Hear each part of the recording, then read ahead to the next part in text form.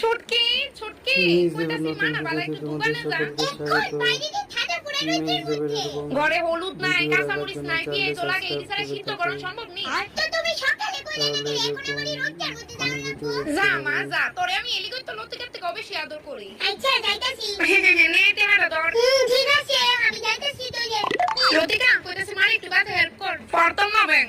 মা তোরে আমি এলি কই তো ছুটকি তো কবে সে আদর করি আচ্ছা তুমি যাও আমি আইতাছি